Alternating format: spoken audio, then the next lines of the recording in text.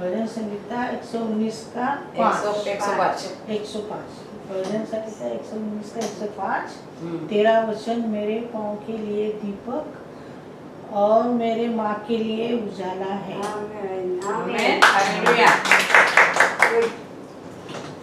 तो अभी क्या देखेंगे हम? वचन। वचन सुनना है।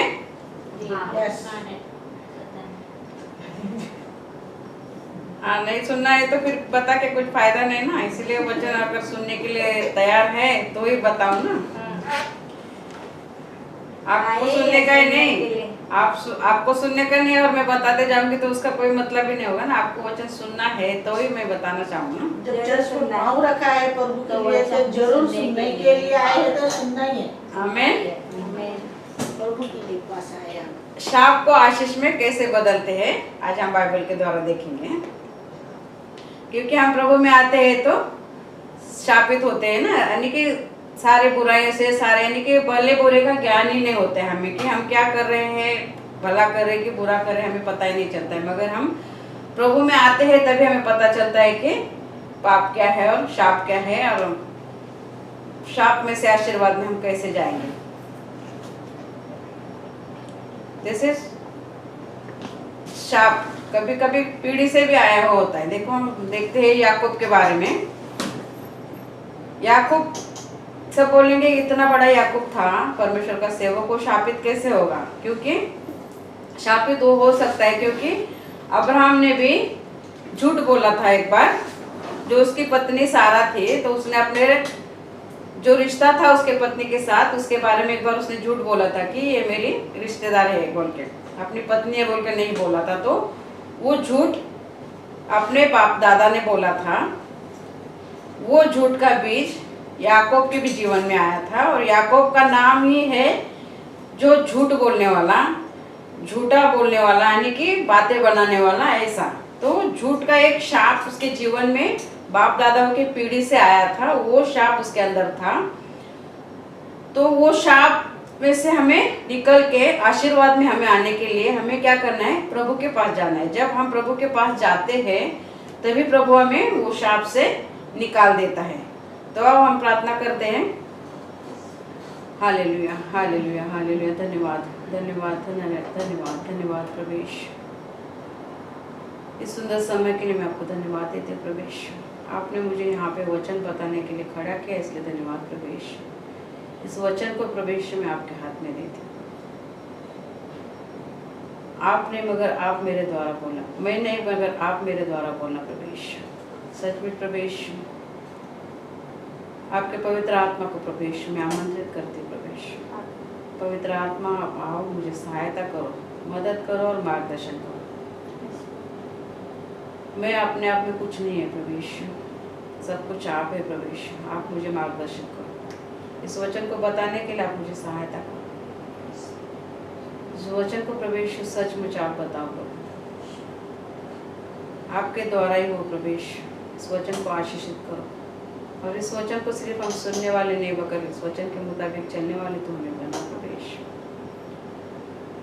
क्योंकि शाप में हम जीवन जी रहे थे, मगर आपके द्वारा हमें आशीष मिली प्रभेश। आपके द्वारा प्रभेश हमें पवित्रता मिली है। धन्यवाद करते प्रभेश इस वचन के लिए। धन्यवाद प्रभेश, धन्यवाद प्रभेश, धन्यवाद, धन्यवाद। यीशु मसीह के नाम से मांगते हैं, आमीन। तो शाप को आशीष में बदलने के लिए हमें क्या करना है? परमेश्वर के पास ही जाना है। जब परमेश्वर के पास, याकूब भी परमेश्वर के पास गया और अपने आप को बोला उसने कि मैंने पाप किया है। वो भी झूठ बोल के उसने किया था, क्योंकि एसाव और याकूब दोनों भाई जुड़वे थे, पैदा हुए थे। तो एसाव पहले था, याकूब बाद में आया था। जुड़वा ही हुए थे, मगर एसाव पहले आया, याकूब बाद में आया। तो वो छोटा ही हुआ ना, मगर उसने धोखे से आशीर्वाद भी लिया था। यानी कि एसाव को ऐसा था कि सारे जहाँ का ये था, यानी कि नहीं घूमना फिरना है, इशारा में ऐसा करना उसका था। और याकूब को उसकी माँ चाहती थी कि मेरा ये बेटा आके सब अच्छा करेगा, इसके लिए धोखे से उसने आपके बाप से भी आशीर्वाद लिया था। यानी कि लास्ट मोमेंट पे जो आशीर्वाद देता है ना बाप, उस समय पे याकूब ने आशीर्वाद भी अपना धोखे से लिया था, तो उसके अंदर सब झूठ था, सब था। तो वो बोलता है अभी मैं ये झूठ से तंग आ गया हूँ, ये झूठ की जिंदगी मुझे नहीं चाहिए। तभी परमेश्वर के पास वो खुद गया और परमेश्वर से बोला कि मुझे तू माफ कर दे, तू मुझे माफ कर दे। मैंने तेरे विरोध में और अपने बाप दादा के विरोध में जो भी बीज बोया है मेरे अंदर, उसके विरोध में मैंने पाप किया है, तो मुझे इस पाप से निकाल के तू मुझे आशीर्वाद दे। यानी कि जब हम परमेश्वर के पास जाते हैं तभी वो शाप से हमें आशीर्वाद मिलता है, शाप से निकाल के परमेश्वर हमें आशीषित करता है। तो हम उस वचन को देखेंगे, उत्पत्ति का 32वां अध्याय देखेंगे हम। क्या कहता है याकूब 32:11 में, मेरी विनती सुनकर मुझे मेरे भाई एसाव के हाथ से बचा, मैं तुझसे डरता हूँ, कहीं ऐसा न हो कि वो आकर मुझे और माँ समेत लड़के को मार डाले। यानी कि उसने उसके भाई का हक छीन लिया था, तो एसाव से वो डर के भाग रहा था। तो भाग के बहुत दिनों तक वो दूसरी जगह में रह रहा था, मगर अभी वो आना चाहता था। तो वो क्या बोलता है कि मेरी विनती सुनकर मुझे मेरे भाई एसाव के हाथ से बचा। यानी कि जब परमेश्वर के पास हम आते हैं तो हम बोलते हैं कि उस पाप से हमें बचा, उस शाप से हमें बचा और उस शाप से हमें निकाल के हमें आशीर्वाद दे। जब हम खुद परमेश्वर के पास जाते हैं तभी परमेश्वर हमें शाप से निकाल के आशीर्वाद देता है। तो जब वो परमेश्वर के पास आया तो हम अगला वचन देखते हैं 28। तो जब याकूब खुद उसने कहा मेरा नाम याकूब नहीं परंतु इज़राइल। 27 वचन में क्या कहता है, और उसने उससे पूछा तेरा नाम क्या है, उसने कहा याकूब। उसने उससे कहा तेरा नाम अब याकूब नहीं परंतु इज़राइल होगा, क्योंकि तू परमेश्वर से और मनुष्य से भी युद्ध करके प्रबल हुआ है। यानी कि उसने खुद अपने आप को परमेश्वर के हवाले किया और परमेश्वर को बोला उसने कि अब मैं इस जिंदगी से तंग आ गया हूँ, शापित जिंदगी से, झूठ बोले जिंदगी से मैं तंग आ गया हूँ, ये झूठ से मुझे निकाल और आशीर्वाद भरा जीवन मुझे दे। तभी परमेश्वर ने उसका नाम क्या रखा, इज़राइल रखा। अभी याकूब का मतलब, याकूब के नाम का मतलब ही है कि वो झूठ बोलने वाला, मगर उसका नाम भी परमेश्वर ने क्या बोला, उसने कहा तेरा नाम अब याकूब नहीं परंतु इज़राइल होगा। इज़राइल मतलब परमेश्वर का आशीषित भरा देश, आशीषित भरा नाम, वो उसको दिया उसने। क्योंकि जब हम परमेश्वर के पास आते हैं, अपने आप को प्रभु में जब हम आते नहीं है, प्रभु में हम जब नहीं होते हैं, तभी हमारा जीवन पाप और शाप से दोनों से भी भरा होता है। पाप, शाप और आशीर्वाद भी। यानी कि प्रभु में हम नहीं आते तब तक ऐसा नहीं कि सारे आशीर्वाद भी और सारी बुराई भी हमारे अंदर होती है, मगर शाप भी और आशीर्वाद भी दोनों भी हमारे साथ होते हैं। मगर जब हम प्रभु यीशु के पास आते हैं तो प्रभु यीशु हमारे अंदर से पूरे शाप निकाल के हमें आशीर्वाद भरा जीवन देते हैं। क्योंकि प्रभु यीशु एक ही माध्यम है हमारे जीवन में कि वो हमें पाप से अलग करने वाला, क्योंकि उसने हमारे पापों के लिए अपना खून बहाया है। तो जब हम प्रभु के पास आते हैं, जैसे याकूब भी परमेश्वर के पास आया और उसने अपने पापों की कबूली देके अपने आप को बदला, वैसे परमेश्वर ने उसको बोला कि मैं तेरा नाम अभी से लेके इज़राइल रखूंगा, याकूब नहीं, क्योंकि झूठ बोलने वाला नाम उसने मिटा दिया। कब मिटाया, जब याकूब भी परमेश्वर के पास अपने आप आया तभी। वैसे ही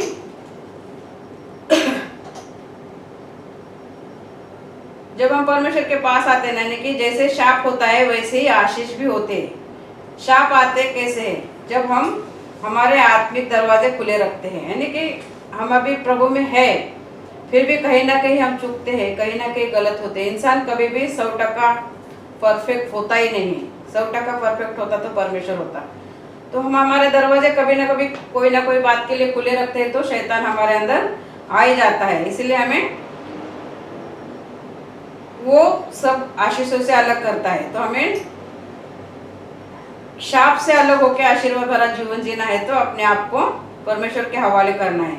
याकूब की बात हम कहते हैं कि अब्राहम, इसहाक, पीढ़ी से पीढ़ी उसके जीवन में आया था शाप, यानी कि झूठ का बीज आदम ने, अब्राहम ने और इसहाक ने जो बोया था, वही बीज का उसके अंदर भी फल उगा था। इसलिए याकूब ने खुद आके परमेश्वर से जब क्षमा मांगी, तभी याकूब को भी परमेश्वर ने क्षमा करके उसका नाम इजराइल रखा।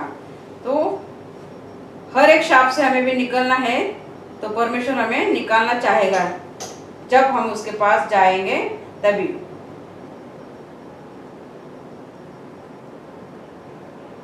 कबूली देने, हमारे अपने पापों की कबूली देनी है, तो उस शाप को परमेश्वर आशीष में बदल देता है। जैसे इजराइल का मतलब है परमेश्वर के साथ आशीषित किए हुए लोग। तो हम अभी देखते हैं परमेश्वर ने शाप को आशीष में कैसे बदल दिया है ना। तो याबेस भी एक परमेश्वर का सेवक था और वो अपने माता के गर्भ में से जन्म लिया था। तो याबेस भी बहुत पीड़ा के साथ उसको पैदा हुआ था, तो उसको दर्द होता था, दर्द के द्वारा वो पैदा हुआ था। तो हमेशा उस याबेस करके बुलाएगी वो, तो दर्द ही महसूस होगा ना उसको कि दर्द, इतने पीड़ा से उसको मैंने जन्म दिया है। तो वो एक शाप भी है कि इतना दर्द, इतना तकलीफ में जन्म होता है उसका, तो उसको लगता है क्या मैं अभी हमेशा ये शापित रहूंगा कि दर्द भरा जीवन मेरा होगा। तो याबेस क्या करता है, परमेश्वर के पास आता है। एक इतिहास का हम 4 और 4 अध्याय का 10 वचन देखेंगे।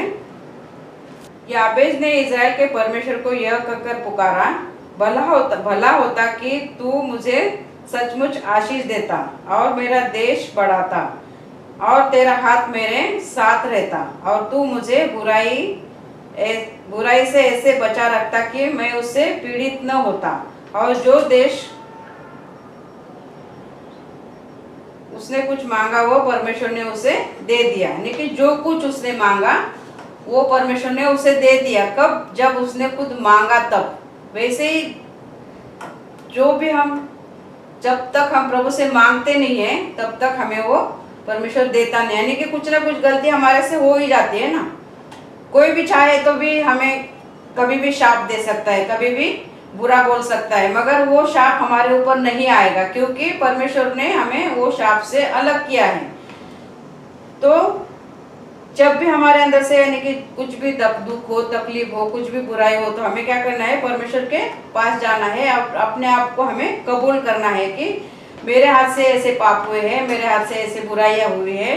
या तो ये याबेस की तरह जो मैं पीड़ित था, मेरी माँ के बहुत पीड़ा के बाद मेरा जन्म हुआ था, तो उस पीड़ा के द्वारा उसकी माँ उसको हमेशा दुख भरे मन से ही बुलाती होंगी कि इसके टाइम पे मेरे को कितने, यानी कि कभी कभी बोलते हैं ना कि इस बच्चे को जन्म देते हो मुझे बहुत पीड़ा सहनी पड़ी थी, ये बच्चा ऐसा है, ये बच्चा वैसा है, यानी कि वो शापित हो गया है। मगर याबेस ने खुद हो क्या परमेश्वर से कहा, याबेस ने इजराइल के परमेश्वर को यह कहकर पुकारा, भला होता कि तू मुझे सचमुच आशीष देता।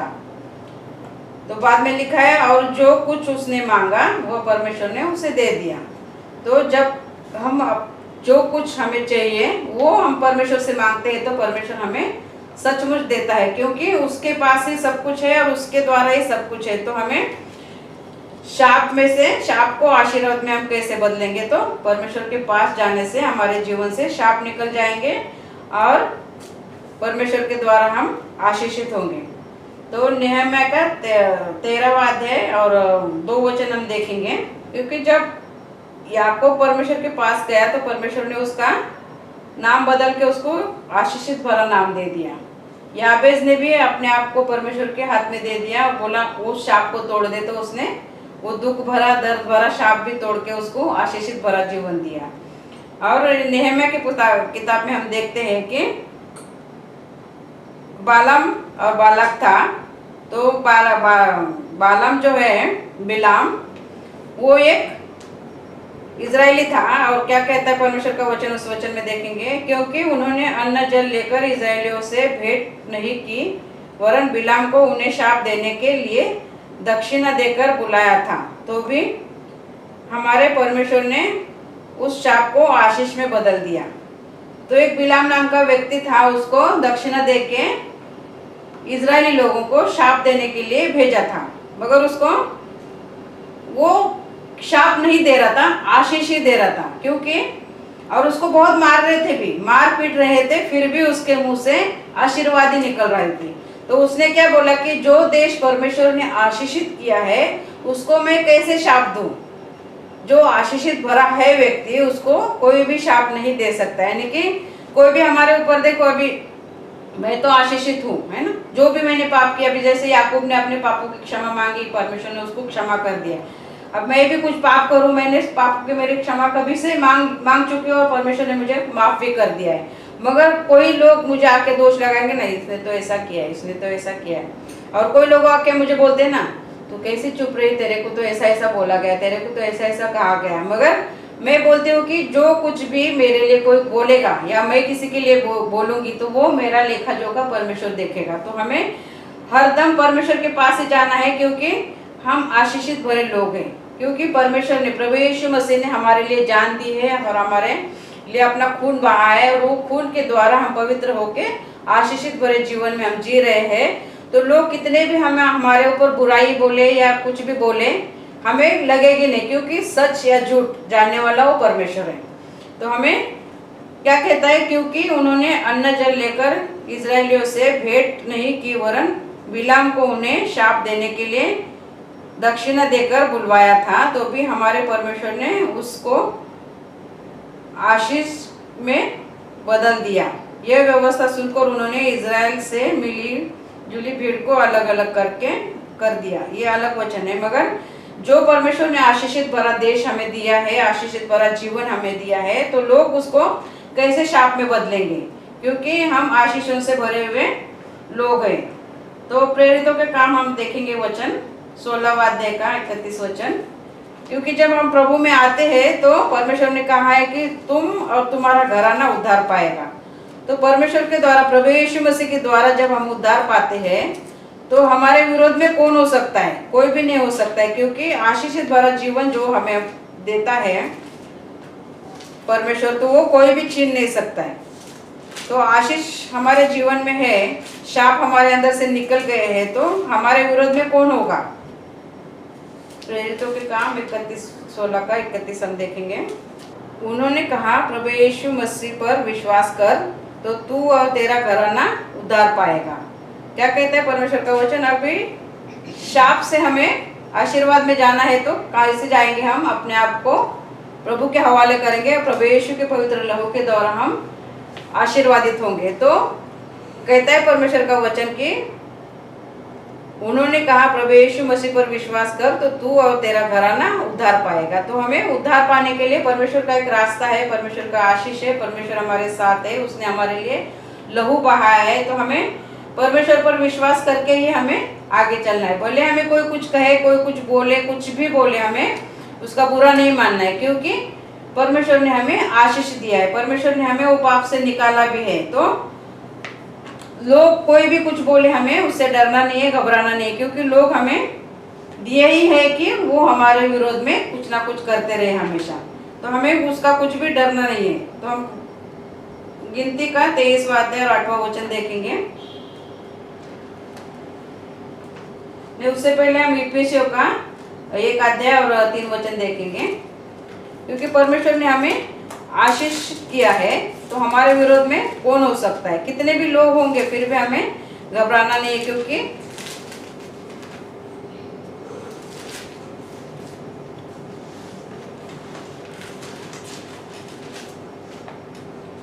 हमारे प्रभु यीशु मसीह के परमेश्वर पिता का धन्यवाद हो कि उसने हमें मसीह में स्वर्गीय स्थानों में सब प्रकार की आशीष दी है।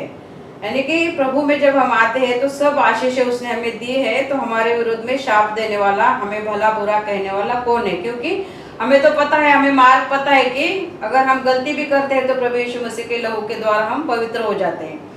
तो उसने हमें आशीषित किया है, तो हमारे विरोध में कौन हो सकता है ना? तो साफ साफ लिखा है कि हमारे प्रभु यीशु मसीह में परमेश्वर और पिता का धन्यवाद हो कि उसने हमें मसीह में स्वर्गीय स्थानों में सब प्रकार की आशीष दे दिए, जैसा उसने हमें जगत की उत्पत्ति से पहले चुन लिया कि वो हमसे उसके निकट रहे। तो प्रेम में पवित्र और निर्दोष हो। तो हमें पवित्र और निर्दोष होके परमेश्वर के पास जाना है। अगर हम पापी भी है तो भी हमें जाना है, क्योंकि हमें क्षमा प्रभु से ही मिलती है और आशीर्वाद भी प्रभु से ही मिलता है। जब हमारे करने के द्वारा पाप हमारे अंदर हो या हमारे पीढ़ी से आए हुए भी हमारे अंदर पाप हो, फिर भी हमारे को क्षमा प्रभु के द्वारा ही मिलती है। तो गिनती की किताब हम देखेंगे 23वां अध्याय और 8वां वचन क्या कहता है, परंतु जिन्हें परमेश्वर ने शाप नहीं दिया उन्हें मैं क्यों शाप दूं, और जिन्हें यहोवा ने धमकी नहीं दी उन्हें मैं कैसे धमकी दूं। तो जब बिलाम को मारा जा रहा था तो बिलाम क्या बोलता है कि इजराइल जो देश है वो आशीषित भरा है, तो उसको मैं कैसे शाप दूं। यानी कि जो विश्वासु लोग हैं वो एक दूसरे को ऐसे कैसे शाप दे सकते, क्योंकि वो पहले से ही आशीषित है, परमेश्वर के पास जाके उन्हें आशीष मिली है, परमेश्वर ने उनको अलग किया है, तो उनको कैसे कोई शापित कर सकता है, क्योंकि आशीषित भरे हम जीवन में जी रहे हैं, प्रभु यीशु के पवित्र लहू से हम शुद्ध किए गए हैं और हमारे पापों की हमने कबूली दी है और हमारे पापों से अलग हमें प्रभु ने किया है। तो हमें पवित्र जीवन जीने का प्रयास हमेशा करते रहना है, क्योंकि जब हम पवित्र जीवन जिएंगे तभी परमेश्वर हमारी प्रार्थना को सुनेगा। अगर हमारे अंदर पाप है और हम प्रभु के जीवन में जीने का कोशिश करते हैं तो हमारे जीवन में शाप आते रहेंगे, क्योंकि उस जगह को हमने खाली रखा है, प्रभु के प्रार्थना में हम नहीं है, प्रभु के वचन में हम नहीं है, तो शाप आते रहेंगे। मगर प्रभु के वचन के द्वारा हम चलेंगे, प्रभु के पास आएंगे और अपने आप को नम्र करके हमारे पापों की जब हम कबूली देंगे तो भी प्रभु हमें शाप से आशीष में बदल देगा।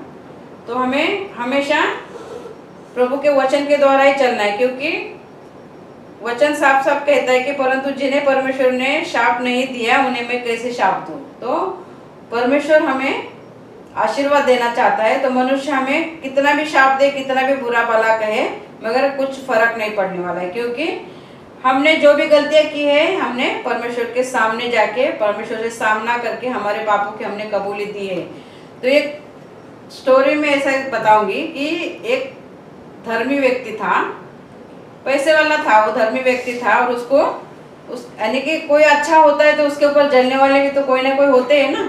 तो वो आता है और उसको बहुत भला बुरा कहता है, गाली गलौज, यानी कि तू अच्छा नहीं है, यानी कि तू बुरा है, यानी कि जो भी गलतियां उसने की है नहीं की है वो सब बोल बोल के बहुत बोलता है। तो उसके नौकर लोग बोलते हैं कि वो इतना बोले जा रहा है फिर भी तू चुप क्यों है।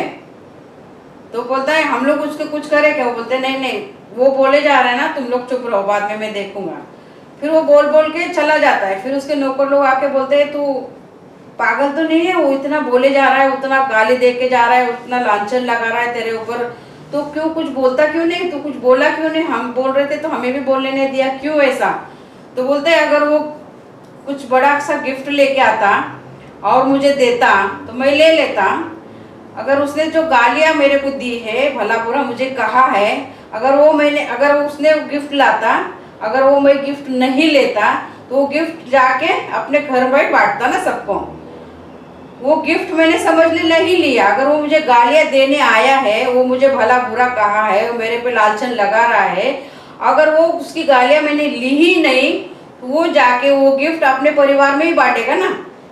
तो गिफ्ट मुझे दिया मैंने लिया ही नहीं, वो जो अच्छा गिफ्ट दिया मैंने लिया नहीं, बुरा गिफ्ट दिया मैंने लिया नहीं, तो वो अच्छा भी होगा तो अपने परिवार में बांटेगा और बुरा भी होगा तो अपने परिवार में बांटेगा, फेंकेगा तो नहीं वो गिफ्ट।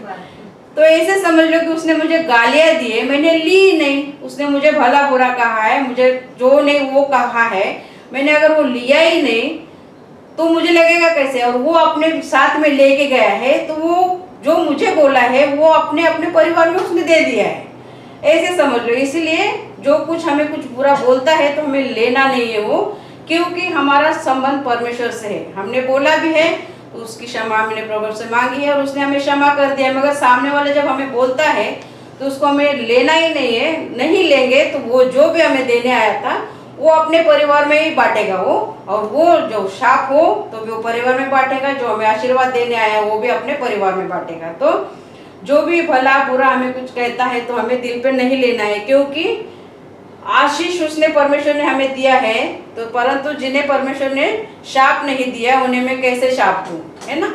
जैसे परमेश्वर के पास हम आते हैं तो प्रभु ने हमें क्षमा किया है, तो हम प्रभु के मार्ग पे चलने की कोशिश करते हैं, हर पाप की कबूली दे के हम प्रभु के करीब जाते हैं। तो दूसरे लोग हमें आके भला बुरा कहेंगे तो हमें उससे कोई फर्क नहीं पड़ने वाला है, क्योंकि प्रभु ने हमें उस पाप से अलग किया हुआ है। तो हमें हरदम परमेश्वर के करीब रहने की कोशिश करनी है और हमें पापों में जीवन व्यतीत नहीं करना है। कोई कुछ भी कहे, कोई कैसा भी कहे, हमें उससे मतलब नहीं रखना है। हमारा सिर्फ परमेश्वर से संबंध होना चाहिए, परमेश्वर से मतलब होना है। तो परमेश्वर हमें हर एक बातों से, हर एक गलतियों से हमें आजाद करेगा। इसलिए हमें क्या करना है, परमेश्वर के वचन में ही बने रहना है, क्योंकि परमेश्वर के वचन से ही हमारा जीवन चलेगा।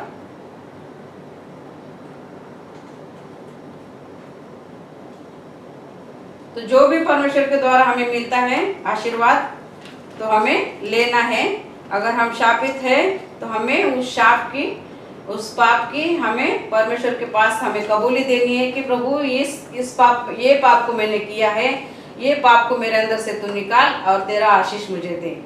तो परमेश्वर का वचन कहता है कि वो तुम्हें जरूर देगा। तो नीति वचन का 26:2 देखेंगे हम। नीति वचन का 26:2 क्या कहता है, जैसे गौरिया घूमते घूमते सुपने के उड़ते उड़ते नहीं बैठती, वैसे व्यर्थ शाप नहीं पड़ता। यानी कि गौरिया मतलब वो तितलियां ना, उड़ते उड़ते नहीं, घूमते घूमते और उड़ते उड़ते नहीं बैठते। यानी कि जैसे वो गौरिया मतलब फुलपाखरू अपन बोलते ना, ते फुलपाखरू उड़ते उड़ते नहीं थकती, उड़ते उड़ते नहीं थकती, ऐसा है वो। तो नहीं बैठती, यानी वैसे ही व्यर्थ शाप, यानी कि कोई व्यर्थ शाप हमें देना भी चाहता होगा तो वो हमारे ऊपर नहीं आएगा। जैसे मैंने कहानी बताई ना कि उसने अच्छा देने को आया तो भी नहीं लेता तो अपने परिवार में बांटता, और बुरा देने के लिए मुझे आया, मैंने नहीं लिया तो वो अपने परिवार में बांटेगा। वैसे ही कोई भी शाप हमारे ऊपर नहीं पड़ेगा, वैसे ही व्यर्थ शाप हम पर नहीं पड़ेगा, क्योंकि परमेश्वर का वचन में कहता है कि जैसे गौरिया घूमते घूमते और सुबह में नहीं पड़ती, वैसे ही शाप भी हमारे ऊपर नहीं पड़ेगा। तो हमें हमेशा ध्यान में रखना है कि जो भला है वही हमें करना है। अगर हमने कभी बुरा किया है तो हमें याकूब की तरह, याबेस की तरह अपने पापों की कबूली देके हमें परमेश्वर से आशीष मांगना है। तो यशायाह का 54वां अध्याय और 17 और 18 वचन हम देखेंगे, उसमें क्या कहते हैं परमेश्वर का वचन। 16वां वचन में क्या लिखा है, यशायाह 54 अध्याय 16।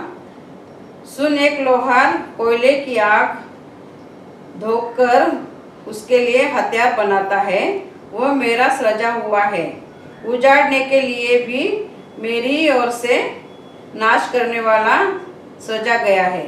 जितने हथियार तेरे हानि के लिए बनाए जाए उनमें से कोई सफल न होगा, और जितने लोग मुद्दाई होकर तुझ पर नालिश करें वह सबों से तू जीत जाएगा। यहोवा के दासों का यही भाग होगा और वे मेरे ही कारण धर्मी ठहरेंगे। यहोवा की यही वाणी है। क्या कहता है, जितने भी हथियार परमेश्वर ने बनाए हैं वो मेरे विरोध में नहीं होंगे। कब, जब हम परमेश्वर के साथ रहेंगे, परमेश्वर हमारे साथ रहेगा, तब कोई भी हथियार हानि के लिए नहीं बनाए जाए, उनमें से कोई सफल न होगा, और जितने लोग मुद्दाई होकर तुझ पर नालिश करेंगे उन सबों में से तू जीत जाएगा। कब जीतेगा, जो भी हमारे नालिश करेंगे, यानी कि हमारी बदनामी करेंगे, हमारे बुराई करेंगे, तो नालिश करेंगे, उन सबों में से तू जीत जाएगा। यहोवा के दासों का यही भाग होगा, यहोवा के दासों का यही भाग होगा। अगर जब हम परमेश्वर के दास होंगे, परमेश्वर के वचन के अनुसार चलेंगे, परमेश्वर के सामने हम हमारे पापों की कबूली करेंगे, तो हमारे साथ ये सब नहीं होगा। कोई भी नालिश हमारे ऊपर करेगा तो वो जैसे गिफ्ट देने आया था हमने लिया नहीं, वैसे होगा। उन सबों में से तू जीत जाएगा। यहोवा के दासों का यही भाग होगा और वे मेरे ही कारण धर्मी ठहरेंगे। यहोवा कहने कि परमेश्वर के द्वारा ही हम धर्मी ठहरेंगे। हम यहाँ वहाँ जाकर धर्मी नहीं हो सकते, इससे उससे बात करके भी हम धर्मी नहीं हो सकते, इसके उसको बातें बता के भी हम धर्मी नहीं हो सकते। धर्मी कैसे होंगे, जब हम पवित्र परमेश्वर के द्वारा बनेंगे। हम शापित पहले से ही है शापित, मगर हमें शाप में से आशीर्वाद में हमारा जीवन लेके जाना है, तो हमें प्रभु के पास जाना है। जब तक हम प्रभु के पास नहीं जाएंगे, प्रभु से हमारे पापों की क्षमा नहीं मांगेंगे, तब तक हमें शाप में ही जीवन बिताएंगे। और शाप में जीवन हमें नहीं बिताना है, धर्मी ठहरना है, तो हमें प्रभु के पास जाना है और प्रभु से प्रार्थना करनी है, प्रभु से हमेशा आशीष मांगते रहना है। तो गिनती का 23 अध्याय 22 वचन क्या कहता है, देखते हैं। परमेश्वर के वचन के अनुसार हमें चलने की हमेशा कोशिश करनी चाहिए। तो शाप को आशीर्वाद में बदल कैसे बदलेंगे? तो हमें परमेश्वर के पास जाना है और हमारे जो भी गलतियां हैं, जो भी पाप है, हमने जो भी कुछ हमारे जीवन में गलत किया है, याकूब के जैसे हमें परमेश्वर के साथ सामना करना है और अपने आप को पाप से अलग करके हमारा जीवन पाप रहित जीवन जी के प्रभु यीशु मसीह के पास जाना है। जब हम अपने आप से माफ़ी मांगते हैं तो परमेश्वर हमें क्षमा करता है, मगर हमारे अंदर कोई भी जगह खाली नहीं रखनी चाहिए, क्योंकि हमारी जगह कोई भी खाली रहती है तो उसके अंदर शैतान आ जाता है और शैतान कुछ ना कुछ हमारे अंदर बुराइयां डालता है और हम बुरे मार्ग पे चले जाते हैं। मगर हमें कोई जगह खाली नहीं रखनी है, हमारा जीवन हमेशा प्रार्थना में रखना है, क्योंकि हमें शाप में से निकल के आशीर्वाद मिलना है। तो हमें हमारा जीवन पवित्र परमेश्वर को भाता हुआ रखना चाहिए। आमीन। आमीन। अब हम प्रार्थना करते हैं। Hallelujah, hallelujah, hallelujah. धन्यवाद प्रभु यीशु, इस वचन को बताने के लिए प्रभु तूने मुझे सहायता की, मदद की, मार्गदर्शन किया, इसलिए धन्यवाद प्रभु यीशु। इस वचन को प्रभु यीशु तो आशीषित कर। धन्यवाद प्रभु यीशु। सारा आदर गौरव में मैं प्रभु यीशु में आपको देता हूँ, यीशु मसीह के नाम से मांगता हूँ। आमीन, आमीन, आमीन। धन्यवाद।